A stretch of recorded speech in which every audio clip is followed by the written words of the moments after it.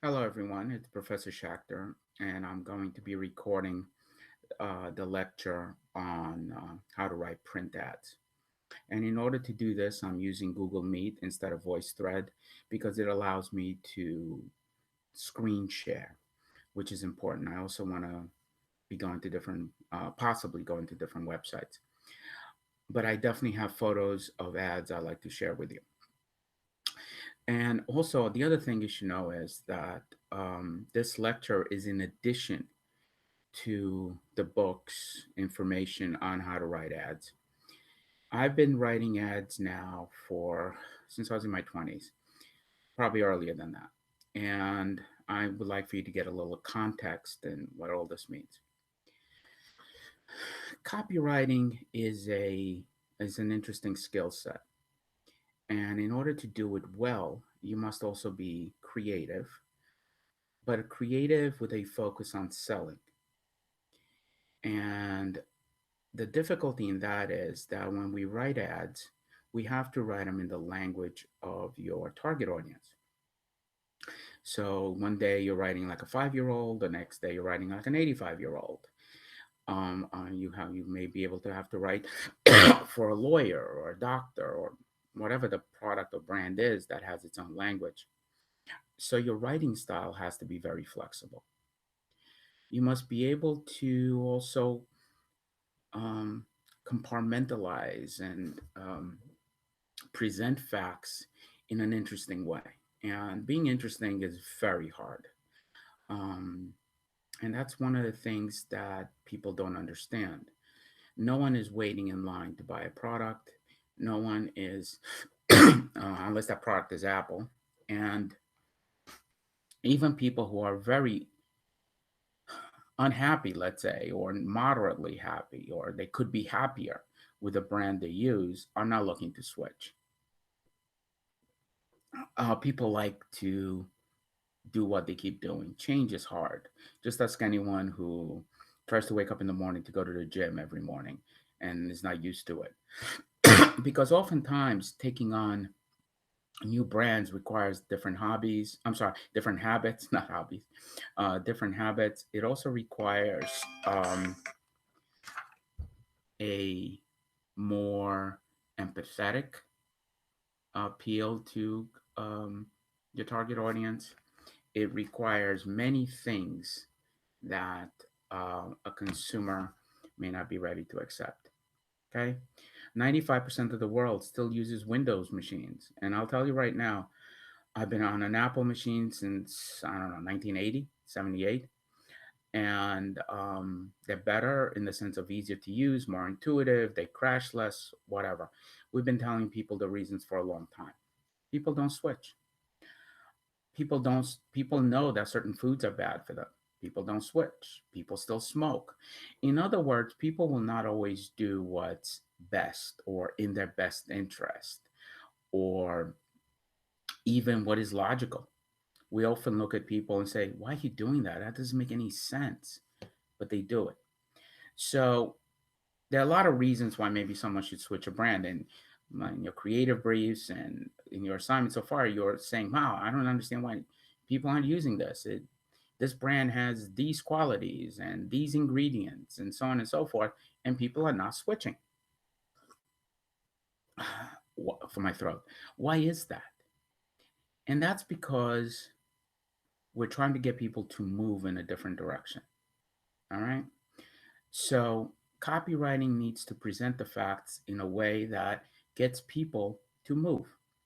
So the greatest copywriter of all time, bar none, and the founder of the creative revolution in advertising, maybe Mad Men was not based on him, but reflect a lot of what he did, was Bill Bernbach.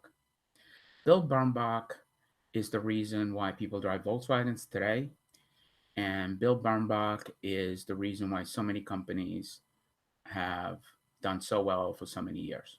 Bill Bernbach came around in the late 50s, and his first big account was the Volkswagen. And we're going to look at that. And we're going to look at the challenges that were presented to him and how he fixed them. Because when we write ads, we're trying to do two things. The first thing we're trying to do is communicate to a customer how this brand or product will solve their problem, whatever problem we identified. And the second thing we're trying to do is, or concurrently, is we're trying to solve a company problem. Businesses have problems too. Awareness, intent, not enough sales, misunderstanding of what the brand does, bad positioning. So an ad has to do two things: solve the business problems, right? And solve the consumer problems. The only way you solve the business problem is by solving the consumer's problem so they'll buy your brand. Okay. Identifying a problem is what we've been trying to do through this semester through the assignments that you have been doing. So what we're going to do right now is we're going to look at Bill Bernbach ads. We're going to do that by me sharing my screen with you. I'll click present now. Okay.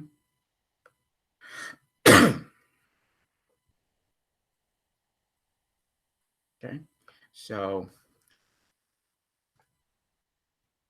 lemon, oops, lemon Volkswagen ad copy.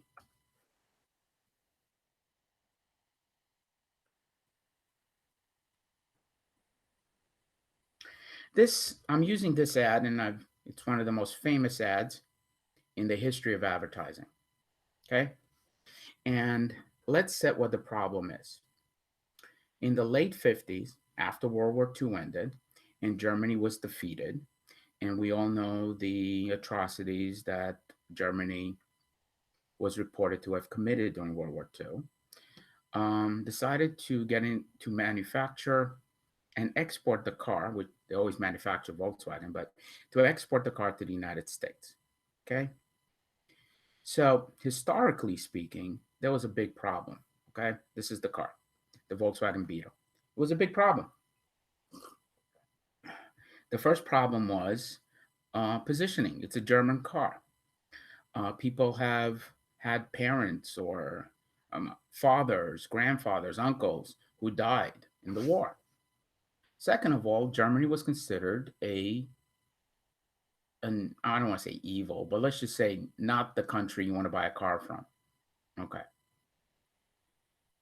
It still had the bad stigma attached to it from World War II.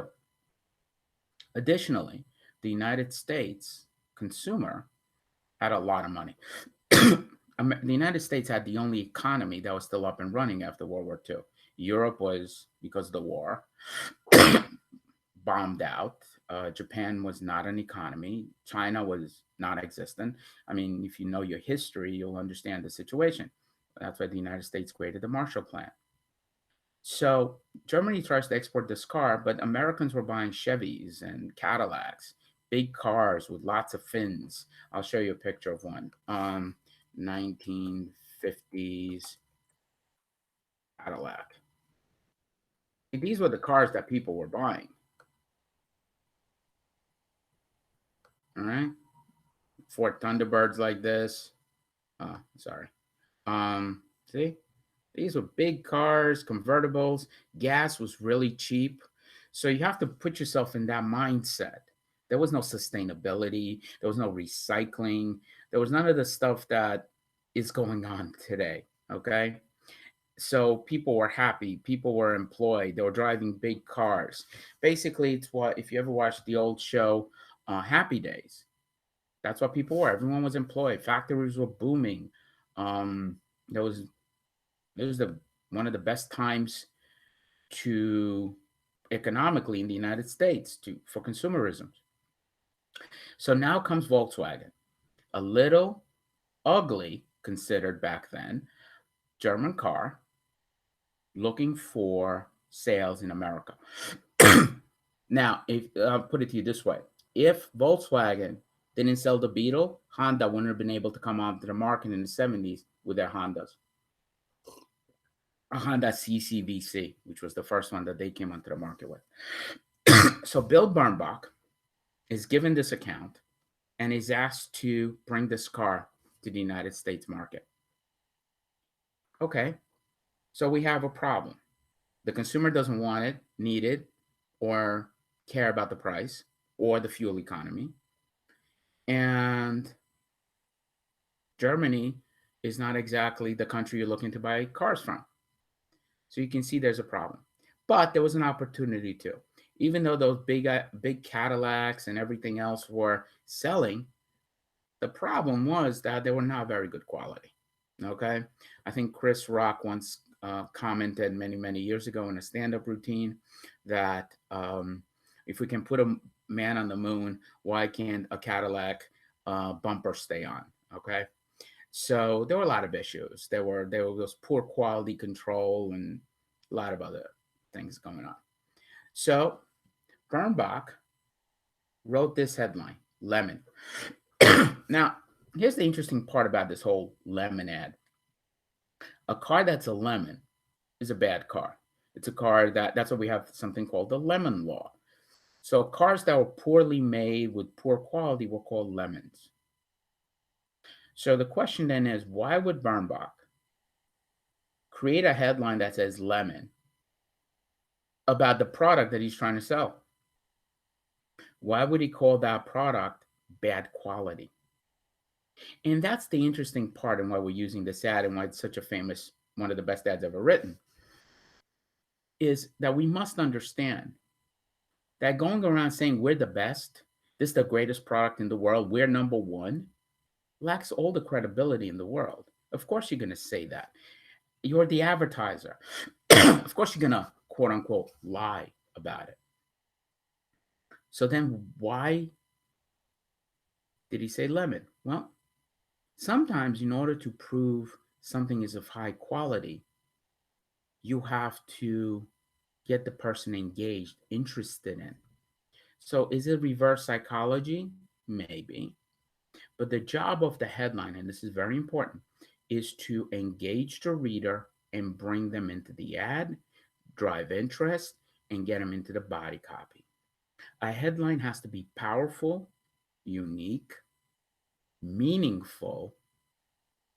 If it's indirect, like lemon is an indirect headline, um, it needs to arouse curiosity. So this accomplished all these things. But then if we're going to use this headline, we're going to have to explain it right away. So here is the body copy. This Volkswagen missed the boat is the first line of copy. The chrome strip on the glove compartment is blemished and must be replaced. Chances are you wouldn't have noticed it. Inspector Kurt Kroner did. Now, this car did not pass inspection because of a strip, of a chrome strip on the glove compartment is blemished. It's a little bit scratched. It's meaningless. But because Volkswagen is so quality driven, they caught it. And that's why they rejected this Volkswagen. To support that, and remember, you can't say things in an ad or make a promise that is not supported by proof. So the next paragraph says, there are 3,389 men at our Wolfsburg factory with only one job, to inspect Volkswagens at each stage of production. 3,000 Volkswagen are produced daily. There are more inspectors than cars. Think about that line. There are more inspectors than cars. You see that image you get in your head of a whole bunch of inspectors running around trying to find a car to inspect because there are 389 of them, almost 400 more inspectors than there are cars. So that shows quality. That shows a dedication to quality. And then, of course, he goes through every shock absorber is tested. Final inspection is really something. VW inspectors run each car off the line onto the car test stand, whatever. There are 189 checkpoints. And then I like the way he ends it. We pluck the lemons, you get the plums. An ad has a headline, body copy, and then it has an ending. Okay? In our case, we'll have to write a slogan. So the point is, and we're going to be looking at a couple of more Bill Barnbach ads. The point is that how you structure an ad, you start off with, what am I trying to say? Okay, what is that message I'm trying to say? Is it quality? Okay, how am I going to prove the quality? What are things about this brand? What are um, attributes? Remember the attributes assignment? What attributes um, does this brand have? Okay, how are they different than the competition? Okay, because one of the points of the competition assignment was to show you that there really is no big difference between brands, and there really isn't. Okay, there's very few things, if anything. Actually, there's nothing you can't do on an HP that you do on an Apple MacBook. So why are people spending thousands of dollars more to write in Word on a MacBook instead of a Windows machine? So there must be some type of emotional connection. There must be empathy, but there must also be that, ah, well said. A lot of times it isn't, most of the time, it isn't what we say, it's how we say it, framing it. So we make a statement about quality, we must make it in an interesting way. And if we make that in an interesting way, once we get the interest, we must support it. We must show proof. Okay. And then we tie it all up in a bow. But the consumer, especially today, isn't going to jump up and down because somebody wrote in their cosmetics ad, vegan, non animal tested, sustainable. You know what? Most consumers are selfish, and you have to understand that. And if a brand works better than another brand, that's the brand they're going to take. Sustainability is nice, but very few people, according to the research that I saw, are going to buy a brand that works less well, and just because its packaging is more sustainable. Okay. Remember Maslow's hierarchy of needs. It's also in this book. The first level is us. Then the second level, security. So after first level is physiological. Then the second level is security. It's still about us. We have to feel safe. We have to feel fed. So self-actualization and thinking about the world, it's last. And there's a reason for that. And I think that a lot of students don't see that. They believe that people don't put their self-interest first. We do all the time. So what Bernbach understood is that to position Volkswagen and solve its problem, he had to talk about quality. And how, but it's a quality that he didn't say the engine didn't fell out.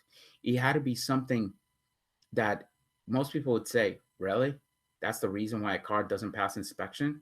There's a little blemish or a nick on a glove compartment chrome strip. Who notices that? It defies logic, but that's what magnifies why it's so good. Okay. And why we study Bernbach. Okay. So we have a headline. Now, this is Volkswagen. Now, there are other ads that Bernbach did.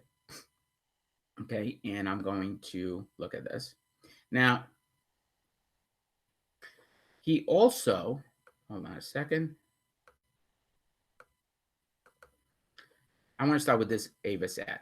Avis was the second largest rental car company in the United States. The first one was Hertz. The other thing that Bernbach understood was that when we write ads for brands, we have to embrace what the brand is. We have to embrace where they are. We can't deny that Avis is number two. They are number two. We can't just say they're number one, right? So, how do we take something that may seem incongruous, may seem like, why would you brag about being number two? But what Bernbach understood, and he was very good at asking questions. People say, if you're number two, why do I care? I only like winners. I like number one. Why would I want to go with number two? That's a consumer question. And because it is a consumer question, and it's a question consumers will ask, he made it into the selling proposition, and he put it into the headline right here. Avis is number two. Oh, I guess I can't highlight this. Avis is number two in rent a car, so why go with us? Because we try hard. When you're not the biggest, you have to. So what do number twos do? They're underdogs. They try hard. They work harder. They hustle more. They got more grit. So they also can't afford mistakes. So we just can't afford dirty ashtrays, half empty gas tanks, or worn wipers, or unwashed cars, or low tires, or anything else than seat adjusters that adjust, heaters that heat, defrosters that defrost. So over here, what we have here is Burnbach saying about Avis, okay, embrace your number two-ness. All right, I made that word up. And we're going to show people why they should try you because you're not taking them for granted. You can't afford to. And that's something that a consumer can relate to when they say, wait a minute, they can't afford to take me for granted because they're still fighting for to be number one. So now we just have to list the things that we can't afford to do. Have dirty ashtrays. Now notice the pace. It doesn't have to be complete sentences in a print ad. We can't. We just can't afford dirty ashtrays. That's a sentence. But or half empty gas tanks. That's a sentence. I mean, it's a fragment, but over here it's a sentence. Or worn wipers, or unwashed cars, so on and so forth. Please notice the pace. And there's a certain musical cadence to Bernbach's writing. Great writers have a cadence to their writing. The sentences aren't choppy. Their sentences aren't just thrown together without any order or thought. These sentences follow each other in a logic. And then after you give all these reasons, then you say, obviously the thing we try hardest for is just to be nice. To start you outright with a new car, like a lively super torque Ford and a pleasant smile. To know say where you get a good pastrami sandwich in Duluth. This makes it more personal. Why? Because we can't afford to take you for granted. Go with us the next time. Go with us next time. And then he ends it with his typical humor. The line at our counter is shorter. When you're number two, you have shorter lines, right? So these types of empathetic ads that have deep insights into how to convert in products or a brand's, let's just say, problems, being number two, being made in Germany, um, have always been able to be overcome with Bernbach's insight into humanity. Okay. And if you're going to ask a question, you have to ask a question with deep meaning and insight. You can't just say, why not rent from Avis? Because your customers are going to say, because we don't want to, and walk away. We must convince them and bring them in. Now, this is a direct headline. It has a message in it. It has the brand name.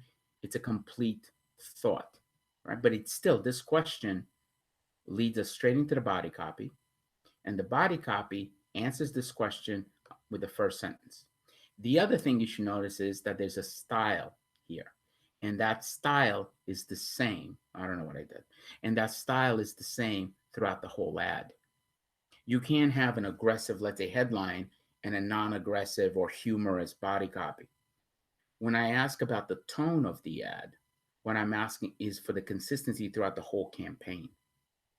All right. So, yes, this is not an easy thing to do, which is why I make the creative assignments. I give longer time to do, and you'll have it like at least 2 weeks to do it. You'll have 2 weeks to do it.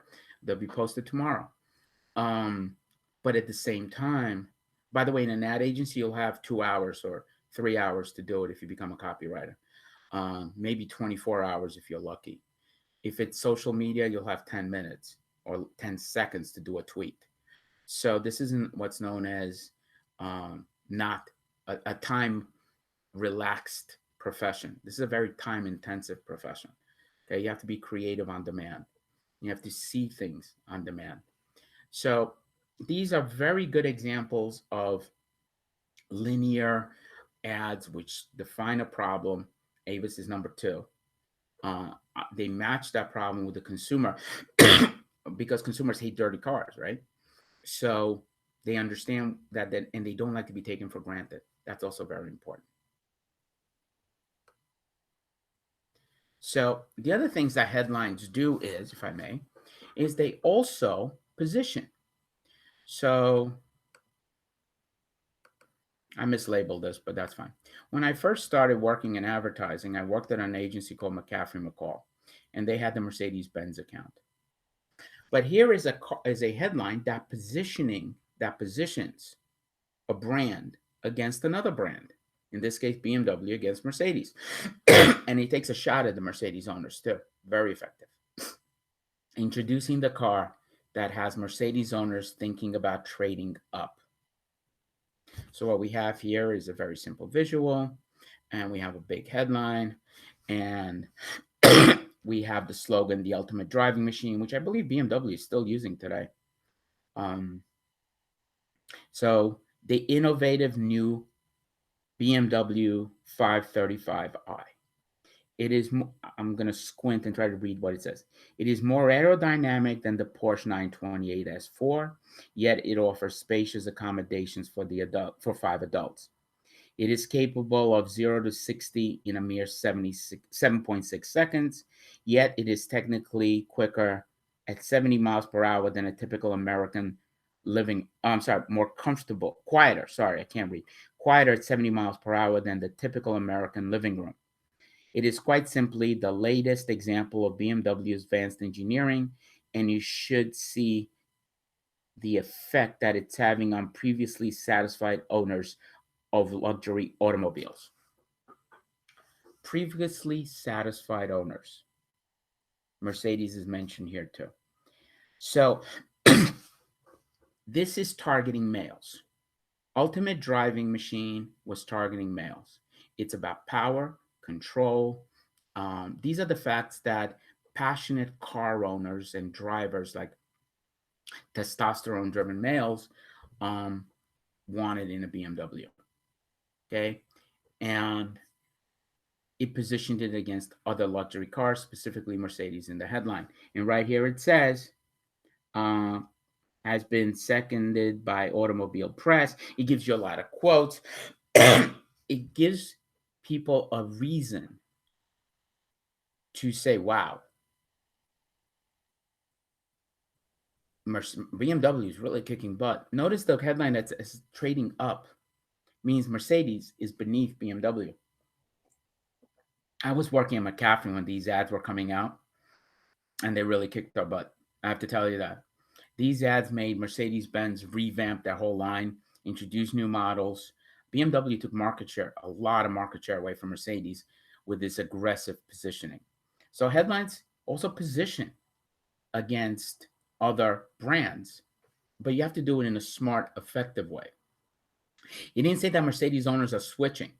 That may or may not be legal, depending on what the data says.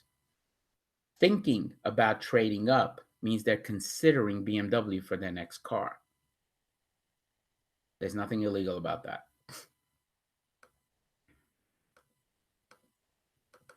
This is a Volvo ad, which talks about how durable the car is. Drive it like you hate it. That's a command headline. And it tells you to drive it hard, and through rough terrain, Volvos can take it. Notice the power of that headline. Drive it like you hate it. Right? You think about what you resonate with it. It tells you that this is a workhorse of a car. It doesn't talk about luxury. It talks about all the abuse it can take. That's Volvo's positioning has always been back then about safety, endurance, and a long-lasting car.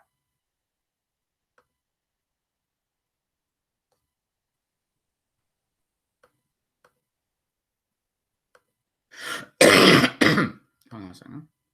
And then we have the beers, which is about diamonds. Now, this is from a male point of view. It targets heterosexual relationships between males and females, and what the relationship dynamic is. And it's always been joked about, how guys like to go to sporting events, and when they try to talk themselves out of going to the mall or other couple or married type events, or painting the garage. So about this is about 15 years old, the ad. She wants you to spend more time with her. You want more time for friends and beer. Negotiate. How do you negotiate? You say, hey, honey, how about if I buy you this diamond necklace or whatever that is? And yeah, basically you're bribing. And you may say to yourself, isn't that sexist? Yeah, it is. Isn't that whatever? Yeah, it is. But one of the things you have to understand is that 42% of all engagement rings in this country are bought at Walmart, not Tiffany's. Tiffany's has about an 18% market share. Walmart has about 42%. You have to, if you're going to do well in this business, and I hope you do, you'll realize that this country is about the middle of the country, not California, not New York. Okay? It is about middle America, as they say, right? Wisconsin, Michigan, um, Tennessee, Georgia, Texas, those. And people over there have very basic kind of needs, but also they have very what's known as old-fashioned approaches. For the most part, they still do. Okay. And the relationships are still kind of old school. All right. So if you look at Procter and Gamble detergent ads, okay, that is the bread basket, and which is the part where people are farmers. Okay, so it's nice to live in New York and California and have this wonderful kind of eclectic view of life and recycling and avocado toast and everything else. But most of the rest of the country doesn't. Sure, you have Austin in Texas, and you have pockets here and there, and some great towns in like Memphis in Tennessee. But for the most part, it's a Walmart country. Okay. Walmart by revenue is still the largest retailer in the world. And they still have a commanding 40% share of the diamond engagement ring market. And this is who this ad was targeting. You must, so the reason I bring this ad about is for you to understand that you must speak to your audience, not to the press, not to your own beliefs, not to anything more except your target audience. And if you're going to say, but is this successful? Well, in 2020, do people still want women? Do they still want diamond jewelry? And diamonds are not are not rare. It is all an emotional purchase. So we have emotional, we have relationship. That this ad is only the headline, but it will make a male smile and go buy this as a gift. It is an inside joke that only married people or people in long term relationships understand the dynamic, the intimate dynamic between them and their partner. All right. And this is what this was targeting. This is how they speak. Um, okay. So, and then one of the last ones, also positioning against ad from Porsche. Yes, I'm a car person. Now, here's an interesting thing. Porsche has always been my dream car, so I try to bring it into class whenever I can. Honestly, now, did you spend your youth dreaming about someday owning a Nissan or Mitsubishi? The answer is no. They're nice cars, Honda, whatever. Nobody dreams about it. Just like no one dreams that, oh my God, I can't wait someday to shop at Target. All right, they don't. It's available to everyone, it's common.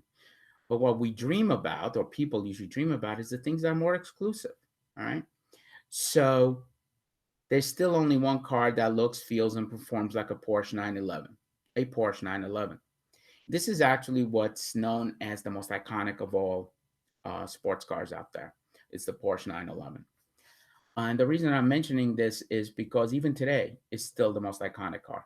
Yes, there are Ferraris, there are a whole bunch of cars, but the 911 Porsche is still the most iconic car. And they understand their icon status, and they appeal to someone male. All right, the target market is still dominantly male as a sports car, who spend their teen years and everything else saying, man, someday I want that car. And they became lawyers, probably, or doctors, or hedge fund owners, because they want that car. They want the money. They want the ability to spend $150,000 on a car, this car. So it taps into that. It's another questionnaire. It was not written by Birnbach, but it taps into the dreams and aspirations. Okay.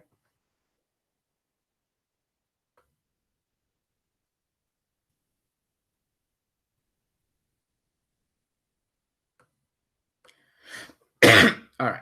So,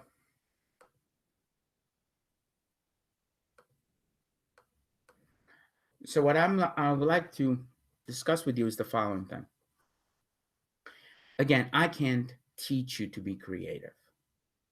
I can't teach you to understand what people want and be empathetic. Great copywriters or even average copywriters have this unique ability of understanding the business problem, the human problem, and build this bridge of of of metaphors or questions, a bridge between them and the consumer. Okay. What I'm going to attempt to do right now is, please forgive me for a second. I would like to play a video of some of my work. Now, when I was before 9/11 happened, and I had an agency downtown, not too far away from the World Trade Center. And the reason I'm saying this is because after that, my agency unfortunately was not able to recover. So me and my partner went in different directions. But we worked exclusively for not for profit agencies. I always believed that social causes was where I do my best work. I have my talent, and we should all know where our strengths are, is to communicate that. So what I'd like to do is play a video of us and our interview with some of our ads that we did for a nonprofit, um, back in 2000. Okay, so it's in my G drive. I couldn't download it. So if you give me 1 second,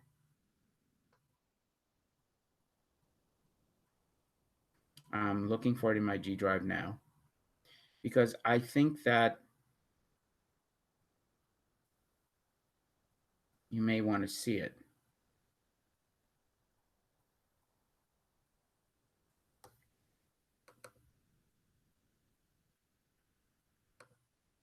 Okay, I have it. So let me present now.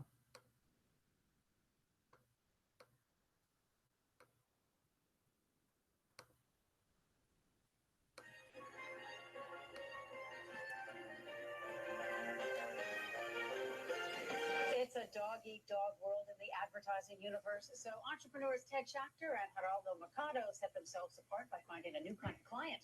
They specialize in working for nonprofits from United Cerebral Palsy to the Alcoholism Council of New York. With annual billings of $5 million, they are definitely barking up the right tree.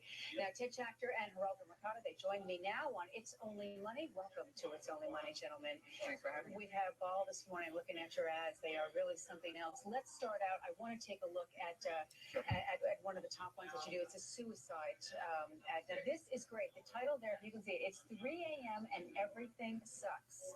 All right, what's going on here? How did you come up with that? Well, the target market was teens because it's a very big problem and for teenagers because of all the peer pressure and Nike and everybody else, they're all forced into conforming and the pressure getting them to suicide is a big problem. And we looked at ways to communicate to kids, but not everybody wants to kill themselves. Sometimes they just need someone to talk to. So we didn't want to go into an extreme. We wanted to say, look, if you just need to talk to, you don't have anyone to talk to us. So you struck the right tone in there. If you just want to talk, here it is, because occasionally everything sucks for a lot of people, right? Yeah, the problem we have is actually getting the word sucks in most media because we tried outdoor and most outdoor didn't want to put the word sucks because they figured it was, I don't know, it's vulgar. These are the same buses that have naked men driving on them. So, those ads. I've never seen those before. Okay, Orlando, let me ask you. We're talking about nonprofit clients, but you guys had $5 million in annual billings last year. So how did you make this profit out of nonprofits? We've divided it up basically into three types of area. We do media placement, which does basically into ads and so forth. We do smaller agencies who have an idea of what they want to do or what they want to become. So we start with them by doing corporate design icons, logos, stationery, and build from there. But the point is that even nonprofit agencies do have it in the budget to advertise, and so you can make money. I think a lot of people are confused about that. That if you're doing something as a public service or a nonprofit, there is some money to be made in that, and you have really made that to be your niche business right now. Yeah, the reason for that was simple. It was a marketing decision too. Not only does it make us feel good because of the results we get, but also nonprofits have been second tier accounts in most ad agencies, putting in usually junior personnel on them and shifting them to wherever the big accounts are. So we said, well, if they're underserved, we can do great creative. Why not just dedicate ourselves to doing something we feel good about? In fact, you were saying something to the effect earlier that you find Mother Teresa more glamorous than Kate Moss. Well, would you feel good about what you're doing at the end of the day? Yeah, you do get a good feeling at the end of the day to know that you actually helped someone else, save their lives and not buy a pair of sneakers or something like that. So it makes a bigger difference to us. Speaking of that, let's take another look at some of the stuff you've done. Now, on a beer bottle, let's see if we can get that graphic up. On beer bottles themselves, these are not your ordinary beer bottles, folks. These are public service announcements. As you can see, your left side of the screen, that, of course, in case you can't recognize that, that's a morgue shot there. That's the tag toe shot. And it says Johnny Walker on ice. How did you come up with that? Well, the problem was underage drinking, and most places and most ad agencies treated alcohol as a generic product. And we said it's not a generic product. Alcohol is a universe made up of drinks. Nobody goes out to say, let's grab some alcohol. They say, let's go out for some drinks. So what we aim to do in our campaign is kind of blow up the bridges that are built by alcohol companies to their target market, blow up those bridges by reversing it, and build new bridges of understanding and awareness. You're changing the psychology of the entire viewing population out there. Tell me, where do we find these? I've seen the beer bottles, but where do you see them around? We sent them around to press kits as Press kits. to Really? other places. We had sent them to magazines that were interested in what alcoholism was about, what it represents. And we've also seen these posters in the subways. For instance, I've seen the one that puts a whole new spin on the phrase "frozen margarita." All right. Now there is a homeless woman, isn't it? Yeah, what happens is alcoholism has a lot of side effects. Death is one of them, homelessness, domestic violence. It all starts with usually sometimes somebody losing control. So frozen margarita has never really been regarded as a drink because it's fruity. There it is, frozen margarita, the left side of your screen. That is not exactly the drink that everybody had in mind. You really are changing the psychology. Here we are, the effects of alcohol. This is on the reverse side of the beer bottle. Just a fantastic campaign. Most likely cause of death for a 16-year-old, 62% of all assaults, 68% of all manslaughters, robberies, murders. Unbelievable. 40% of cases treated in hospitals. So basically, you're sending the message that it's, as you say, the counter to what the big liquor agencies are doing. Let me talk to you just a little bit about some entrepreneurs say that all you need to do is work for the very large corporation of America in order to strike out on your own. You were at Saatchi and Saatchi. It's a huge agency. What turned you off in that agency? Well, I was there very briefly. What turned me off was Morris and Charles. They were buying agencies up, and they looked at growth by just buying agencies. And I looked at growth as done good work for clients, and they downsized. And actually, I was in a program that got downsized out because I didn't have the seniority. So you downsized out. You got away from the suits, as it were. You're the creatives. You started your own company. You got $5 million in billing this year. I will say one thing in closing that one of your competitors from Gary Advertising did say, and I'm quoting here, I love this. He's saying that, well, you're sort of edgy and feisty, and that's what your ads are, and in your face, but then Ted's like that too. Is that a compliment? I think so, but what people have to understand is it takes clients that want to do that kind of work. The Alcoholism Council, Bill Rader, Stacia Murphy, they're people in charge. They're the ones that made it possible. We can only present. If they don't have the guts to do it, then the campaign doesn't go anywhere. You're two very gutsy gentlemen, Geraldo and Ted. Thank you so much for joining us. The name of the ad agency is Dog Eat Dog, and you'll be seeing their ads. All right, we will be right back with more just in a few minutes. Okay, let me turn that off. Okay, it is off. So, in conclusion, what I like to say is that what you saw in those two campaigns was strategy. Um, Liquor is sold in a segmented market. So, no, everyone, like I said in that video, looked at alcoholism as this generic thing, and people just grab drinks like at a buffet. But it's not true. For Wall Street, we created an ad called Harvey Wallbanger, which is a drink, gin based drink, I believe. and on the license plate on that beat up Mercedes, I don't know if you saw it in one of those in the video next to the I think it was on it. I'm not sure. But anyways, a banged up Mercedes was at Harvey on the license plate. So Johnny Walker on Ice is about underage drinking. Frozen margarita is because it is a fruity drink and people don't consider fruity drinks as drinking. We had to bring awareness to it in a refreshing way, and no one ever segmented uh, excessive drinking by drink. The same thing when was with the suicide prevention. Mental health has always been one of the things that I try organizations I try to work for. Um, and back that was an outdoor campaign, and I think that it's 3 a.m. and everything sucks is probably the most important ad I ever wrote.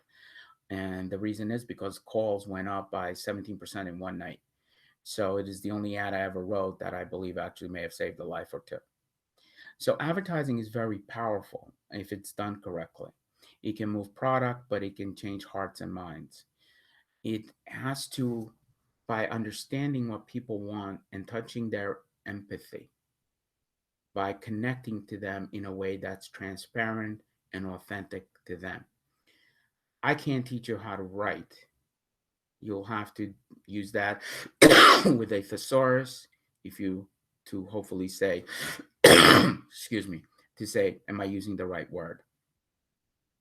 Are you using the right vocabulary for your market? And I'm okay with it. If you need to be, and I don't like to use the word vulgar, but if you need to be aggressive in your writing, you want to write a curse word, believe me, it's not going to lower or your grade or increase your grade. Um, the question is, does it belong with a brand? That's what you're going to have to justify. And the second thing is, are you solving a consumer problem that they can identify in your ad? Like I said, this is the core of what copywriting is. All right.